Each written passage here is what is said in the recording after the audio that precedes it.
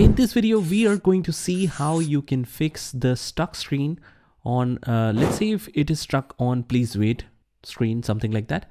In Windows 11 or Windows 10, we have a quick solution for that. So without further ado, let's get started with this video.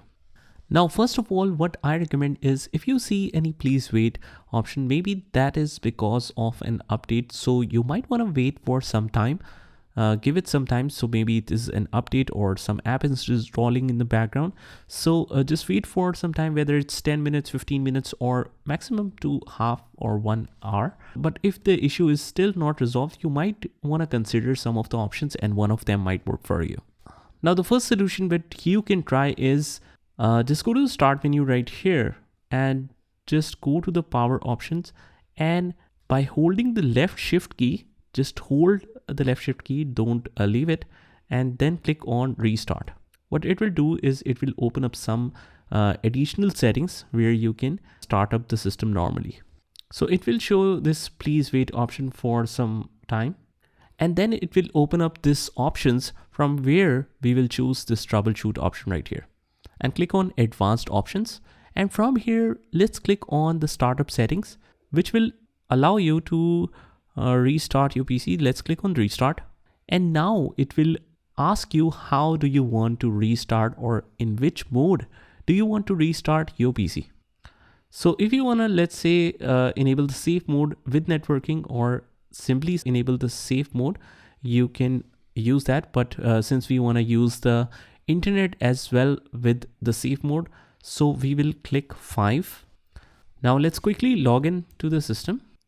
And since I'm using the VMware, that's why it's showing us this compressed screen. But after that, you can just head over to the start menu and right here, services, in the search, like right services, hit enter.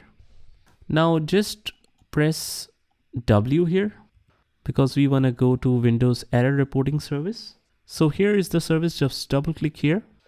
And from here, the startup type is set to manual. We will just disable the service. Now let's apply an OK from here, and let's get out of here, and let's simply restart the PC.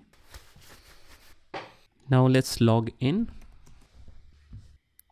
And after the system is restarted and you're in the Windows, let's go to the start menu again, and right here CMD, let's right click here and click on run as administrator, click yes.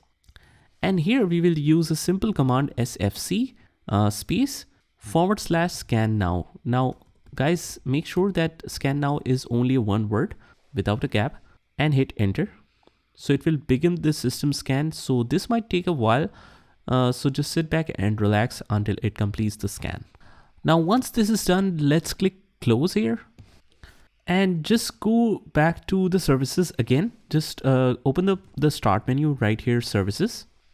And from here, let's search again for Windows error reporting services like this, and then just enable that, or you can just set the start type to manual again and click on apply and OK.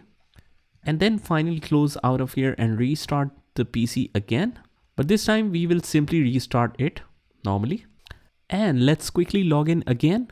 And that's pretty much it, guys. Hopefully your problem will be resolved with this method. I hope you found this video helpful, and just comment down below if that works, and I'll see you in the next one.